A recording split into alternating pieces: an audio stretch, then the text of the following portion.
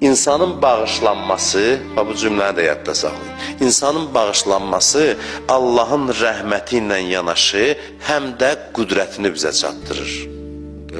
Bağışlama. Yəni Allah Quranda birisi nə deyir? Buyurur ki, mən yəğfiruz zunubə illallah. Allahdan başqa kim bağışlaya bilər ümumiyyətlə? Məsələ bundadır.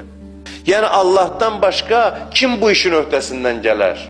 Tövbə təkcə rəhmət məsələsi deyil, qüdrət məsələsidir. Allahın gücü çatar bu işləri eləsin sənin üçün. Sən bir dənə xəta eləyirsən, bütün dünyanın nizamın bir-birinə vurmusan. Çünki heç hər şey bu dünyada elə dəqiq, mikroskopik, belə deyə də dəqiq, polad bir nizamla hərəkət eləyir. Sən gəlib orada bir dənə bunu qarışıqlıq salırsan, bilirsən nə qədər dalğa yaranır, bütün varlıq aləmini bir-birinə vurursan, sən hər dəfə tövbə eləyəndə bilirsin nə olur? Allah təzdən yığır bunları, sən öz xeyri və istiqamətləndirir. Sonra deyir ki, bunu mən eləyə bilərəm, bunu heç kəs eləyə bilməz. Bağışlamaq bu deməkdir. Yoxsa biz elə bilir ki, Allah'a incitmişdik, deyir bağışla. O da deyir, hə yaxşı da get, biz elə başa düşürük.